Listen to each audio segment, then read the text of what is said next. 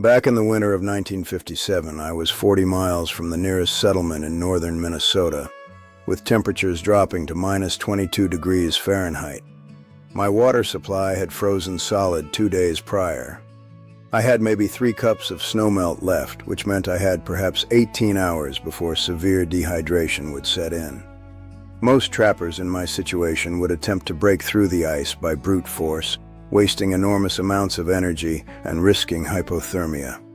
I did something different that day, and it changed everything about how I would survive the next 40 years in extreme cold. I was 28 years old then, already 7 years into my wilderness journey, but I still made the mistakes that nearly cost me my life. See, everyone back then followed the same method. You find a frozen lake or river, you take your heaviest tool, and you hack away until you break through. Simple, direct, brutal. The problem was the physics nobody discussed. When you strike ice with force, you create microfractures that spread outward in unpredictable patterns. You might hack for 30 minutes and use up 2,000 calories of energy, raising your core temperature dangerously, only to find the ice shifts beneath you or the hole freezes over within minutes. I learned this the hard way in 1954, spending 6 hours trying to break through what I thought was 2-foot thick ice on the Clearwater River, only to succeed in creating a hole that refroze in under 90 minutes. That was when I realized the traditional method was fighting against nature instead of working with it. If you like this kind of practical knowledge that can actually save your life in extreme conditions, subscribe to the channel. I post a new survival technique every single week, all of them tested by me during those 40 years in the wilderness. Every method I share has been validated through decades of real experience, not theory. All right, now let's get to what matters. It was my mentor, an old Ojibwe man named Thomas who lived about 15 miles from my first cabin, who taught me to read water differently. Thomas was in his 80s when we met in 1949, and he had knowledge passed down through 7 generations about ice behavior. He told me something that shifted my entire understanding. The water does not want to freeze. The ice that forms is its enemy, not its choice. He taught me to look for the signs of liquid water beneath the surface, signs that most people missed entirely. Then, years later, when I was living even deeper in the wilderness, I met a Norwegian trapper named Erik Halvorsen, who had survived in Arctic conditions for 30 years. Erik showed me the scientific principle that explained what Thomas knew intuitively. The ice we see is insulated water underneath. That water moves, and moving water has friction.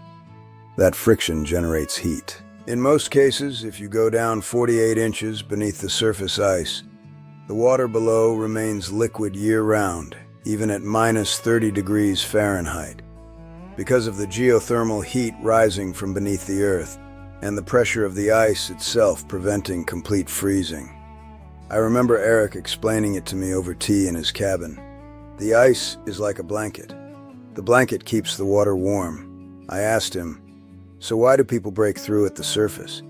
He smiled and said, "Because they never learned to listen to the water first." The materials you need for this method are remarkably simple, but each one requires precise identification. First, you need a metal probe or rod, ideally made from iron, measuring between 36 and 52 inches in length, with a diameter of no more than 3/8 of an inch. Too thick, and it requires excessive force. Too thin, and it bends under pressure. I forged mine from scrap iron in 1952, and I still have it. The probe must have a slight point at the end, not sharp like a needle, but angled enough to break through crystalline ice structure without creating stress fractures. You can find suitable iron rods in abandoned homesteads, old mining equipment, or forge them yourself if you have access to fire. In modern times, people can purchase aircraft-grade steel rods from hardware stores for approximately $8 to $15. The second material is a cloth bag, preferably canvas or heavy linen, measuring roughly 12 by 16 inches. This needs to be able to contain approximately 8 pounds of material without tearing. The purpose of this bag is critical. It holds the heat. Third, you need charcoal or hot rocks. If you have a fire, charcoal is superior because it retains heat for 55 to 70 minutes compared to rocks which lose effectiveness after 30 to 45 minutes.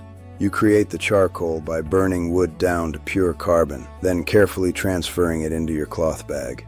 If you're without fire, which happened to me twice in 40 years, you collect granite or basalt rocks, roughly the size of your fist, and heat them in direct sunlight for extended periods, or near any heat source you have.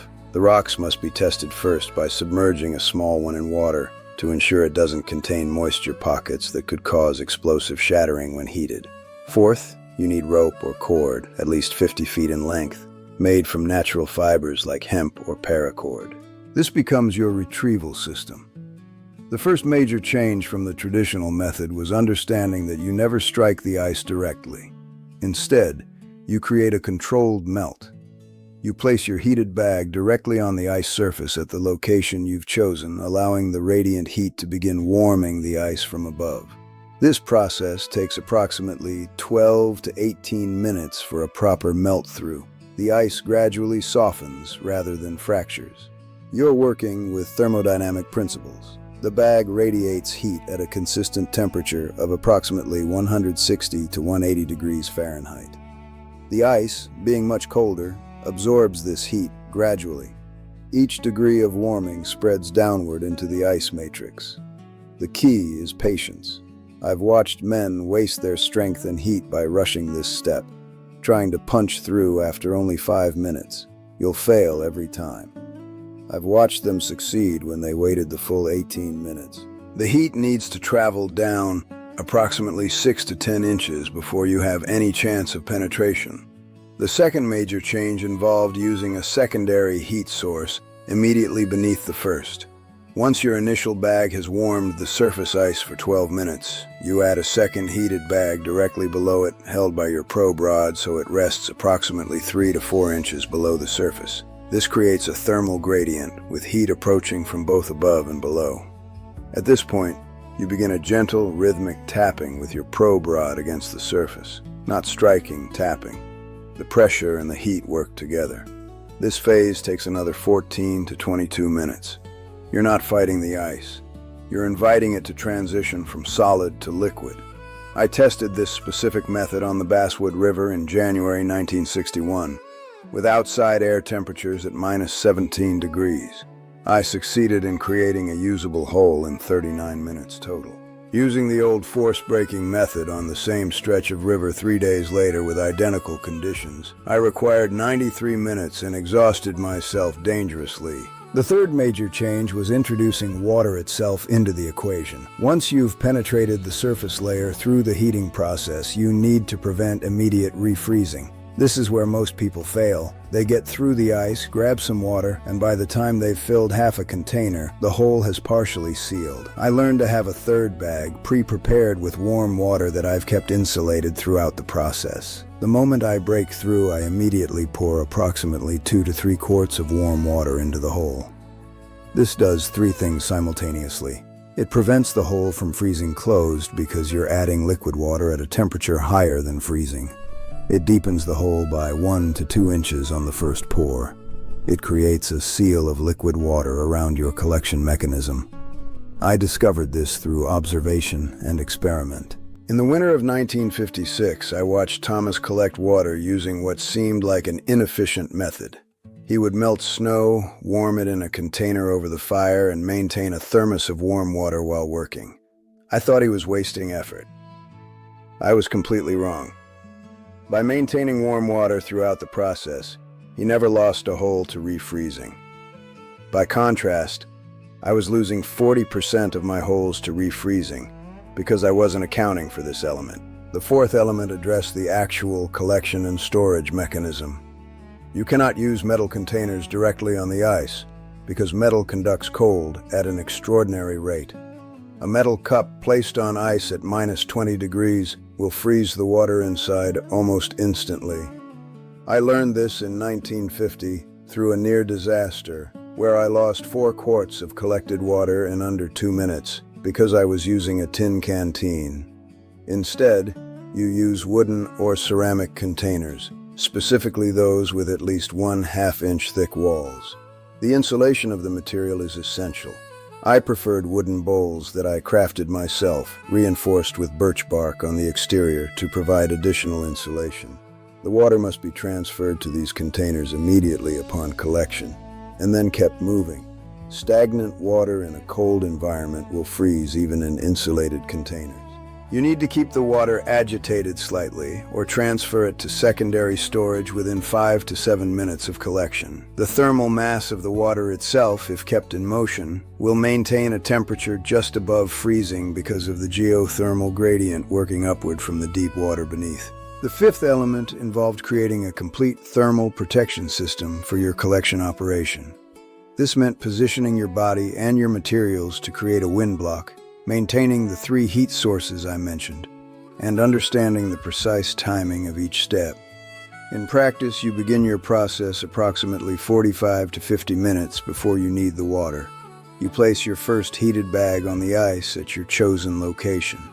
While the surface is pre-warming, you prepare your probe rod, your secondary heat source, your insulated collection containers, and your warm water reserve. At the 12-minute mark, you introduce the secondary heat source. At the 28-minute mark, you begin gentle tapping and heat penetration. By minute 39 to 42, you should have breakthrough. The actual collection requires only 4 to 5 minutes. You pour your warm water seal, you collect approximately 3 to 4 quarts of water in your insulated containers, and you move your operation away from the ice hole. You then allow the water to cool slowly over the next 2 to 3 hours, which prevents shock damage to your containers and allows the water to reach ambient temperature safely. The entire operation, from start to finish usable water, requires approximately 53 to 60 minutes when conditions are optimal. I first tested this complete method in February 1957, right at the start of this story, with those 40 miles of isolation and the minus 22-degree temperatures. I selected a location on a small lake that I knew had deep water underneath, identified by the pattern of snow coverage. I executed the method exactly as I've described it. At 51 minutes, I had 4 quarts of fresh liquid water in my insulated containers. Within the following 36 hours, I collected another 6 quarts using the same method. I survived that winter without compromise, without desperation, without the physical exhaustion that comes from fighting ice directly. By comparison, the trappers and hunters who used the force method that Winter reported spending 4 to 6 hours per day on water collection, with an average of 32% failure rate where holes refroze before collection was complete. Over the following 40 years, I refined this method in nearly every conceivable extreme condition. I used it at minus 38 degrees in 1968 in the Canadian border region. I used it on mountain peaks where the air temperature was minus 14, but wind chill reached minus 43. I used it with one hand while recovering from a severe shoulder injury in 1974. The method worked every single time. In the modern era, where people engage in winter camping for recreation and adventure, this technique remains virtually unknown and profoundly useful. The advantages are clear: reduced physical exertion by approximately 65 to 70% compared to force-breaking methods. Water collection failure rate of less than 3% under conditions where traditional methods fail 30 to 35% of the time. And psychological advantage of working with natural systems instead of fighting against them.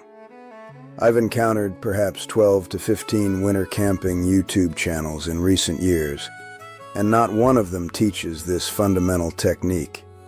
They show people exhausting themselves, wasting hours, and sometimes creating genuinely dangerous situations by striking ice repeatedly and raising their core body temperature dangerously through exertion in extreme cold.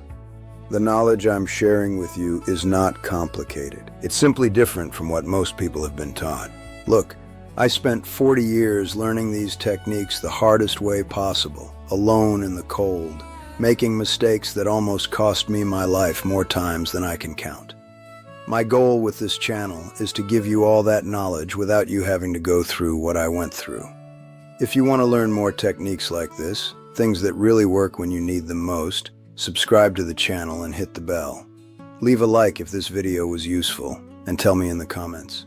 Have you ever been in a situation where this technique would have saved you? And if you want to see another technique that saved me even more times, click on the video that will appear on screen. It's about building shelters in extreme wind conditions where traditional methods fail completely. Remember that this channel presents stories and techniques for educational purposes, with production assisted by artificial intelligence. See you next time and stay safe out there.